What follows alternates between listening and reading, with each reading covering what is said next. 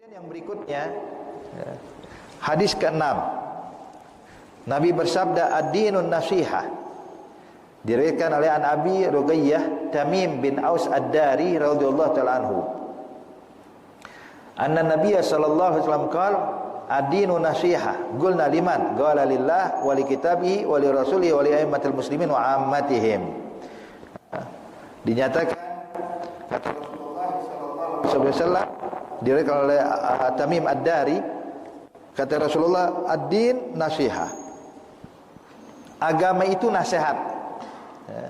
Jadi agama Islam ini Bapak semuanya nasihat. Yang namanya nasihat untuk merubah seseorang yang tadinya jauh biar dekat dengan Allah. Yang tadinya melakukan keburukan berubah melakukan kebaikan. Hadzan nasihat. Dan kata Nabi, ketika Nabi menyatakan ad-dinun nasihat, agama itu isinya semuanya nasihat. Sahabat bertanya, "Qulna liman?" Nasihat buat siapa ya Rasulullah? Qala lillah. Nasihat untuk Allah. Maksud nasihat untuk Allah bukan kita nasihatin Allah, tapi maksudnya adalah mengajak orang-orang menasihati manusia biar mendekatkan diri mereka kepada Allah. Ini maksud an-nasihat lillah. Kemudian wali kitabihi. Nasihat untuk kitabnya Allah, yakni Al-Qur'an. Maksudnya adalah kita mengajak dan menasihati orang-orang untuk mau kembali kepada Al-Qur'an. Membaca, memahami, mempelajari Al-Qur'an, merujuk kepada Al-Qur'an. Wali rasulihi, dan nasihat untuk rasulnya Allah. Maksudnya apa? Mengajak orang dan memberikan nasihat agar orang mau kembali mengikuti jalannya Rasulullah, bukan syariat dan sunnah-sunnahnya. Kemudian wali a'immatil muslimin wa ammatihim, dan memberikan nasihat untuk a'immatil muslimin, untuk pemimpin-pemimpin kaum muslimin, pemerintah, atasan dan lain-lainnya. Itu dianjurkan kita untuk memberikan nasihat kepada mereka. Sebab hadirin hadirat yang dimuliakan Allah, sebenarnya kalau pantas menerima nasihat, kita semua pantas menerima nasihat. Semuanya, bukan cuma pemimpin, bukan cuma pejabat, kita sebagai rakyat pun juga pantas menerima nasihat. Maka di sini tugas kita adalah memberikan nasihat kepada siapapun, baik itu ke pemimpin atau ke masyarakat awam. Jadi tugas kita adalah pemberi nasihat. Dan subhanallah, disebutkan pula di dalam ayat suci Al-Qur'anul Karim, ciri umat Nabi Muhammad itu orang-orang yang menyebarkan nasihat, yang menyebarkan amar ma'ruf nahi mungkar kepada seluruhnya, tanpa terkecuali hadirin. Nah, cuman di sini perlu kita pahami, memberikan nasihat kepada aimmatil muslimin, kepada pemimpin-pemimpin muslimin, artinya memberikan nasihat untuk pemimpin muslimin tentunya dengan nasihat, mengajak mereka untuk kembali ke jalan yang benar, ke jalan yang lurus, mengikuti ajaran Allah dan ajaran Nabi Muhammad sallallahu alaihi wasallam dengan cara yang baik, dengan cara yang baik hadirin. Dahulu pernah Harun ar-Rasyid, salah satu khalifah Amirul Mukminin di zamannya, itu pernah didatangi sama satu orang. Orang ini memberikan nasihat dengan lantang dan tegasnya di depan mukanya Harun ar-Rasyid. Artinya ucapan keras, nasihat yang tegas dari seseorang pada Harun ar-Rasyid. Maka Harun ar-Rasyid waktu dengar nasihat ini, melihat ini orang nasihat dengan nada yang tinggi, Harun ar-Rasyid bilang kepada orang ini, "Galia fulan, galebek, tolong pelankan suaramu ketika memberikan nasihat kepada saya." Bilang, "Kenapa?" "Sebab Allah telah mengutus seseorang yang lebih baik dari engkau kepada orang yang lebih jahat dari saya, yang lebih buruk dari saya." Siapa itu? Allah mengutus Nabi Musa untuk mendatangi Fir'aun. Dan Allah perintahkan pada Nabi Musa dan kepada Nabi Harun ketika berbicara kepada Firaun, apa kata Allah? Faqula lahu qawlan layyina. Maka engkau ya Musa dan Harun berbicaralah kepada Firaun dengan ucapan yang penuh kelembutan. Maka terus terang kata Harun ar-Rasyid, engkau tidak lebih baik daripada Musa dan aku tidak lebih buruk daripada Firaun. Maka jaga ucapanmu, jangan dengan mengangkat suara seperti ini.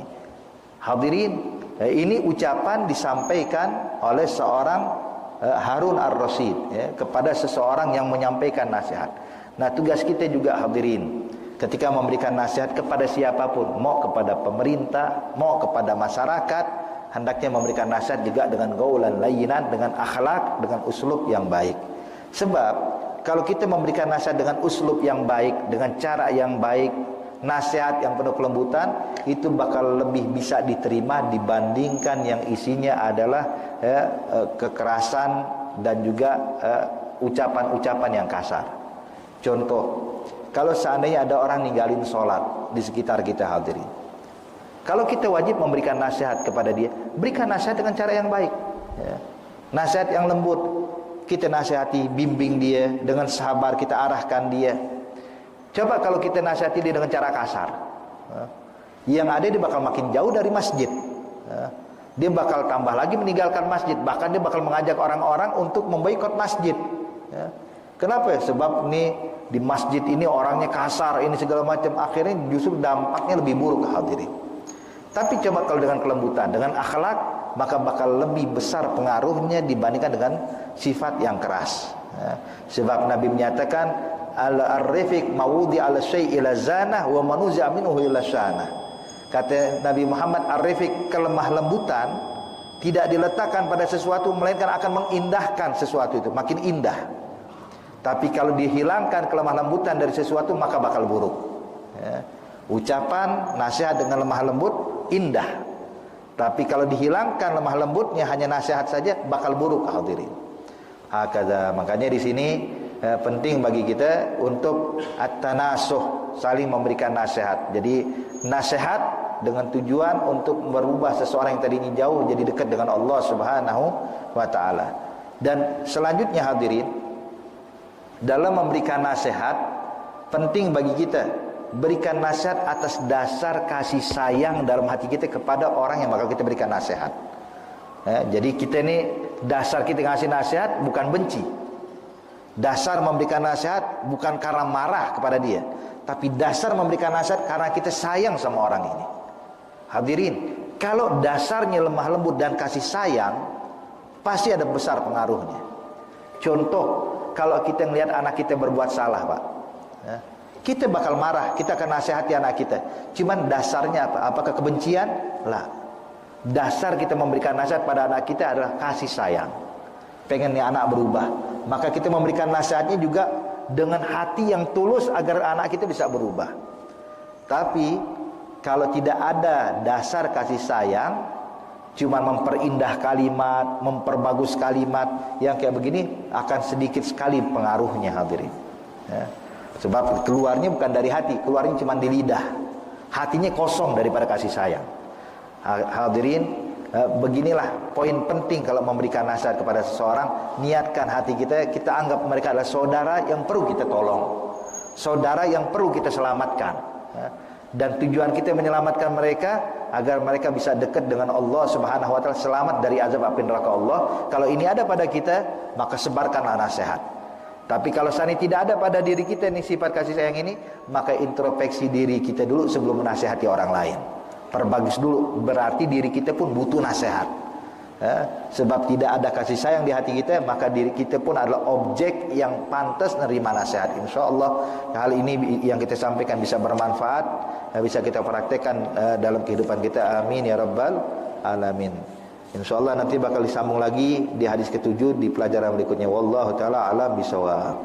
Dan juga Al-Fagir ingin mengundang antum sekalian hadirin, InsyaAllah tanggal 12 Februari malam Ahad depan, InsyaAllah kami ingin mengadakan perayaan Maulid Nabi besar Muhammad sallallahu alaihi wasallam sekaligus haul kedua orang tua saya yang bakal dilaksanakan di Majelis Ta'lim Riyadhul Jannah di Joglo, di belakang SPBU Joglo. Ini undangan buat antum sekalian, silahkan yang laki maupun yang perempuan. Kita mulai ba'dal isya hingga tuntas, hingga selesai.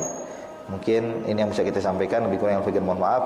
Al-Fatihah bil qabul wa tumsu ma'mul yaghfir walidina walidikum amwatikum wa amwatil muslimin ajmain ala hadhihi wa kullu niyatin salihah wa ila hadratin nabi Muhammadin sallallahu alaihi wasallam. Al-Fatihah. Bismillahirrahmanirrahim. Rabbil alamin. Iyyaka na'budu wa iyyaka nasta'in. Ihdinas siratal mustaqim. Shiratal ladzina an'amta 'alaihim. Rabbana taqabbal minna innaka antas samiul alim wa tub 'alaina innaka antat tawwabur rahim. Da'wahum biha subhanakallahumma tahiyyatuhum fiha salam wa akhiru da'wahum alhamdulillahi rabbil alamin. Wassalamu alaikum warahmatullahi wabarakatuh.